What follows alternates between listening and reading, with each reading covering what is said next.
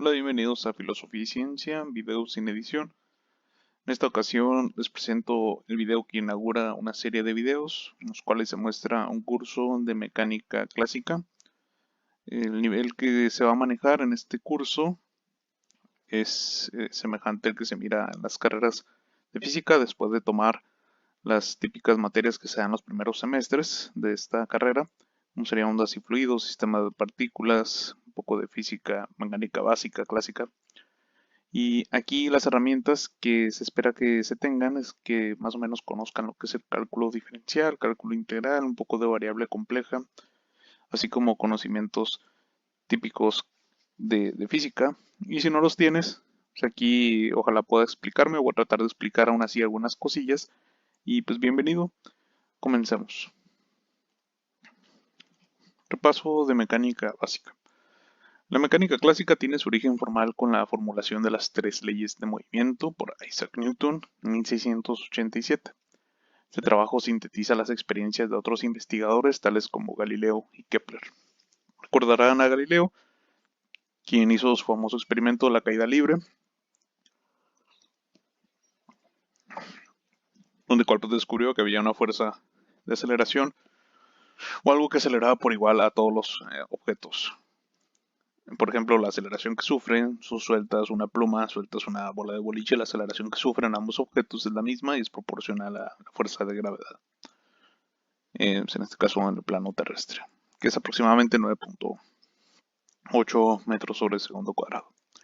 Y Kepler, quien desarrolló tres famosas leyes de forma matemática muy interesante, en las cuales estableció que la trayectoria que siguen los planetas es netamente elíptica.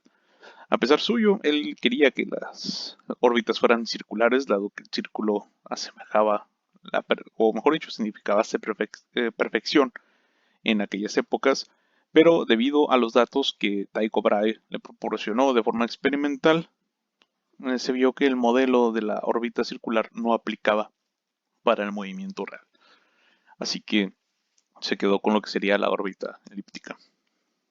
De esta manera, Isaac Newton logró expresar esta síntesis en una teoría matemática simple y elegante que hasta la fecha este tipo de formalismo fue el que llevó al hombre a la luna.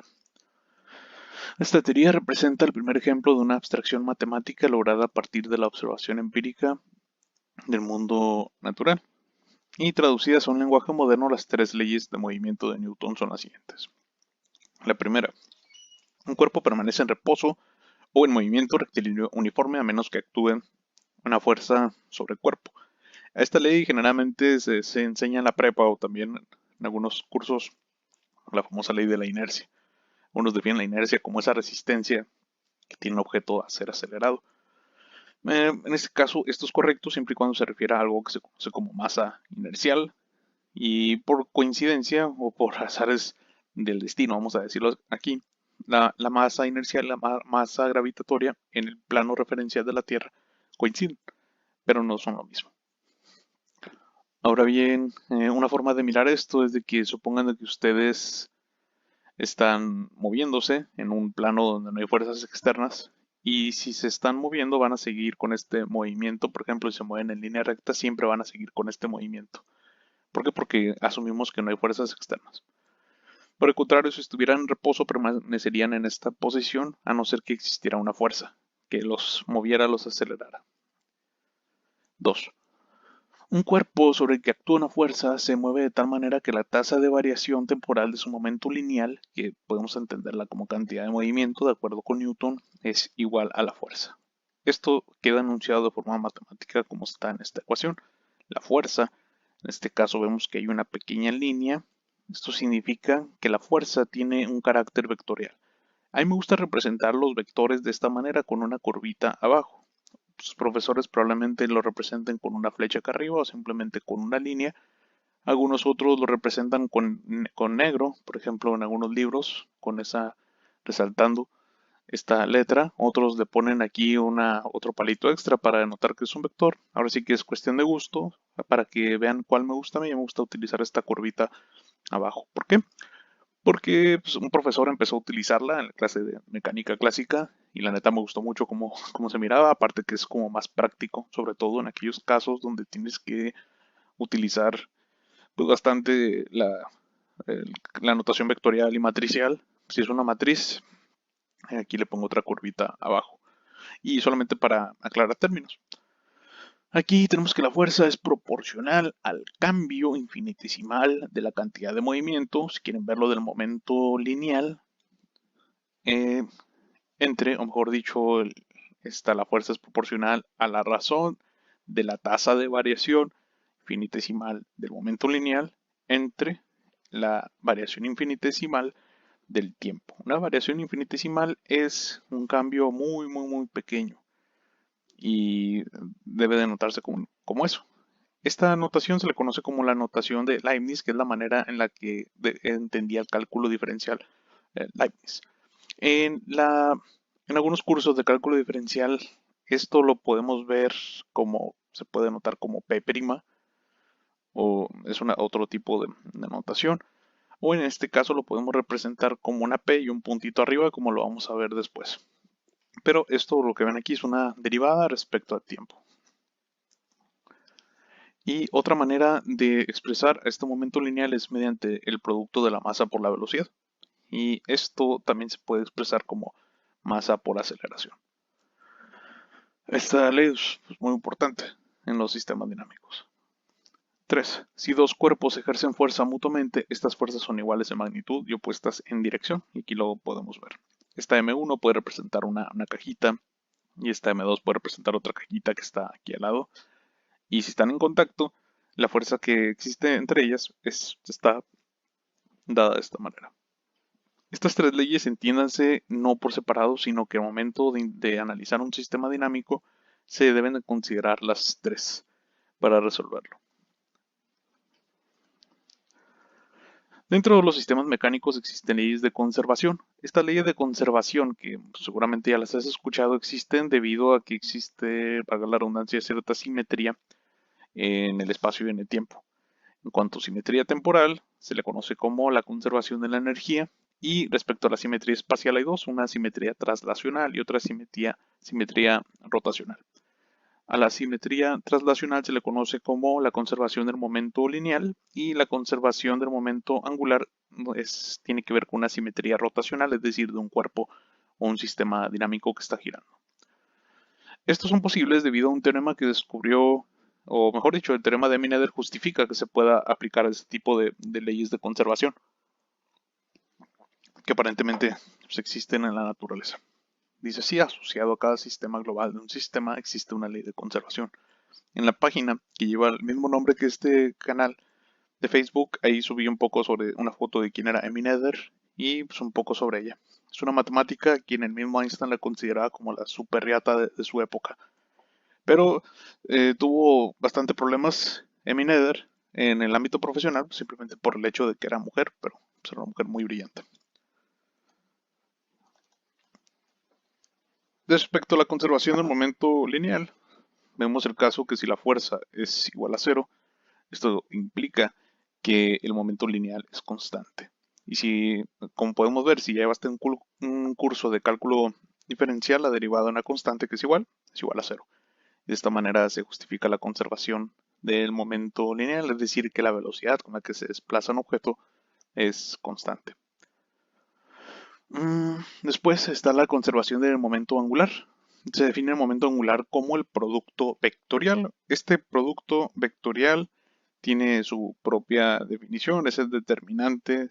Si quieren verlo, si es de 3 dimensiones, el determinante o de las componentes de este vector por las de este vector y ya se aplica el famoso producto cruz. No es lo mismo que el producto punto, que pues, tiene su propia definición. En este caso aquí me refiero al producto vectorial, producto externo si quieren verlo así. La forma en la que está definido el producto vectorial es la magnitud de este vector por la magnitud de este por el seno del ángulo entre ellos. Como podemos ver, si estos son paralelos, quiere decir que no hay ángulo entre ellos y por lo tanto esto sería igual a cero. Así que aquí en este caso R es el vector de posición, P es el momento lineal que ya lo vimos anteriormente. La tasa de variación de L, o si quieren verlo, la derivada respecto al tiempo, este puntito que ya les comentaba significa lo mismo que lo de acá arriba. Esto yo lo puedo haber expresado como dL sobre dt y es totalmente equivalente, pero por cuestiones prácticas van a ver que voy a utilizar este punto varias veces. Aquí lo que se está aplicando es la regla del producto, que es la derivada del primero por el segundo más el primero por la derivada del segundo. Eh, Algo pues, bastante elemental. Si no lo conoces, primero le pones un puntito aquí, lo multiplicas por esto y luego aquí este sin punto y este con punto, si quieres verlo así. Este producto vectorial desaparece dado que el cambio de la posición no es otra cosa más que la velocidad. En cambio, la posición respecto a tiempo es la velocidad y dado que son vectores paralelos, por definición esto es cero. Y el producto, es lo que estoy diciendo, el producto vectorial de un vector por el mismo es igual a cero. Por lo que solamente nos sobrevive este término. Vamos a ver qué es este término. Este término no es otra cosa más que el vector de posición por el cambio del momento lineal respecto al tiempo. Pero el cambio del momento lineal respecto al tiempo no es otra cosa más que la fuerza. Y el producto R cruz F no es otra cosa más que la torca. La torca la podemos ver como esta fuerza angular que permite que un objeto gire. Si tú ves que el cambio del momento lineal en un objeto es igual a cero, quiere decir dos cosas, que el momento angular es constante o que simplemente este no está girando. Ahora vamos a la otra ley de conservación, la conservación de la energía. La dejé para el último porque es la que requiere mayor desarrollo. Tampoco así tan machín, pero sí requiere un poquito más. Consideramos una partícula de masa m, que tenemos a nuestra particulita, que es desplazada de un punto inicial 1 a un punto final 2, en la presencia de una fuerza externa F. El trabajo realizado sobre la partícula es W, en este caso W viene de work, y esto quiere decir trabajo necesitado para mover la partícula m del punto 1 al 2, está dado por la integral del punto 1 al punto 2 por el campo o la fuerza externa por este diferencial de longitud que está representado por esta flechita, ¿no? Este vector.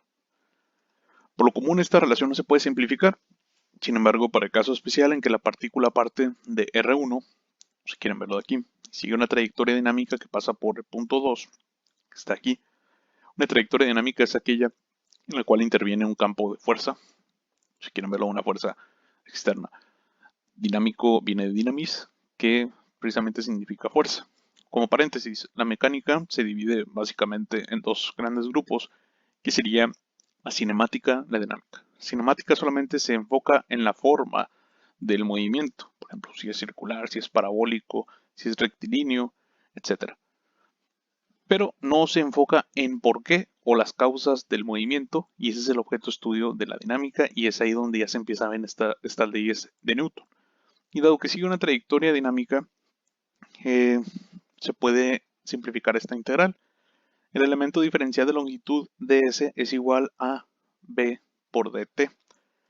En este caso, si quieren verlo así, aunque no está muy bien, nos acusan mucho los matemáticos a los físicos de que utilizamos a los diferenciales como si fueran números, pero en este caso no se está realizando eso, pero es una manera de verlo.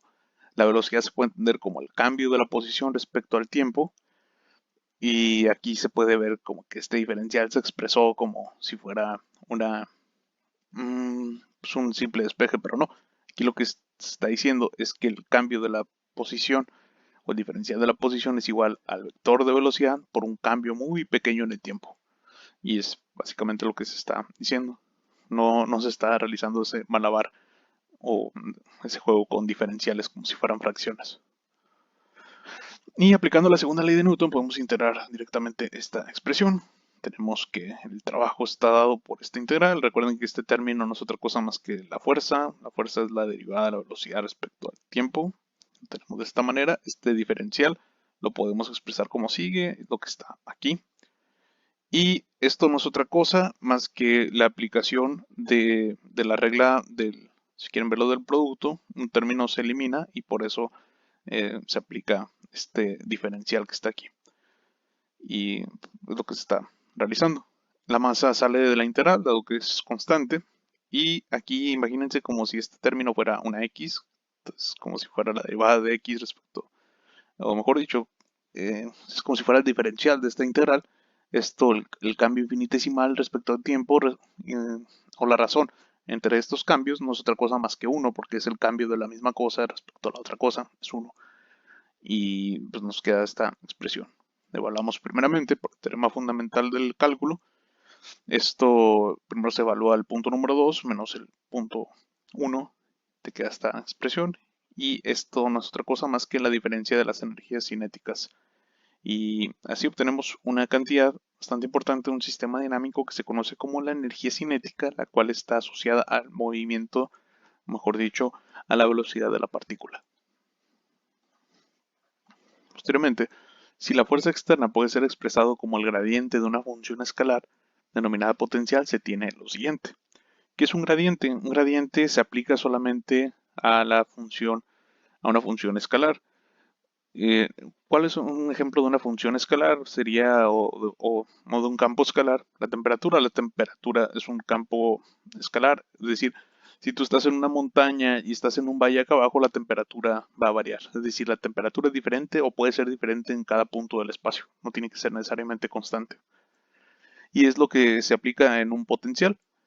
Y la fuerza está definida de esta manera. Este operador que está viendo se le conoce como el operador diferencial Nabla. Si no estás familiarizado, ahí te invito a que busques en Wikipedia o en algún otro video para que te expliquen qué consiste este operador diferencial. No es otra cosa más que un operador que aplica las diferentes componentes de este campo. Ya te permite ver cómo va variando componente por componente. Y es lo que se está tratando de ver. Así que trabajando con la integral de la hoja pasada, tenemos que el trabajo está dado por esto, ya lo habíamos visto, que es fuerza por, si quieren verlo por distancia. Metemos esta expresión aquí en la integral, nos queda finalmente esto. Y eh, en primera instancia tenemos que esto, aquí lo que se puede realizar, pueden ver que está este signo menos y aquí dices, oye, pues no se tiene que evaluar de acá arriba y luego restarlo por el de acá abajo. Aquí lo que se hizo es que se aprovechó la propiedad de las integrales en la cual dice que si yo cambio este término o el signo externo, yo puedo voltear los límites de integración. Por lo tanto, este quedó, a la hora de integrar, este quedó arriba y este abajo, se cambió el signo, pero aquí otra vez vuelven a cambiar el signo. Este delta U es U2 menos U1, pero para que quede como esto se le agregó el menos. Simples artilugios matemáticos para que quede la expresión bonita, elegante. Y pues así nos queda que el cambio de la energía cinética es igual a menos el cambio de la energía potencial. En otras palabras, estos cambios son igual a cero. Por lo tanto, la energía total está dada, dado que se conserva el sistema, por la suma de la energía cinética más la energía potencial, presencia de fuerzas conservativas. Recordando que en estos campos conservativos siempre se cumple lo siguiente. Esto aplica también, o mejor dicho, estas conclusiones de la mecánica clásica se extendieron a lo que sería la electromagnetismo. Se utiliza la noción de campo y se utiliza para las cuestiones de las ecuaciones de Maxwell. O también, en este caso, les puede recordar a la forma integral de las ecuaciones de Maxwell, o también como se le conoce la ley de Gauss, que se utiliza mucho en los campos eléctricos. Así que el rotacional de un campo conservativo es igual a cero y la integral de una superficie cerrada o trayectoria cerrada es igual a cero. Con esto pues, terminamos la primera parte del curso, que es en torno a algunas leyes esenciales, como recapitulando son las leyes de la conservación de la energía, la del momento lineal y la del momento angular. Recuerden el famoso teorema de Minader, que cuando veamos el formalismo de este cuate, ¿cómo se llama? De Lagrange, pues va a ser bastante útil y también el formalismo de Hamilton. Ah, y las famosas tres leyes de Newton. Ahí estate al pendiente para después seguir subiendo la explicación de las otras notas que estoy subiendo en la página y te invito a que te suscribas.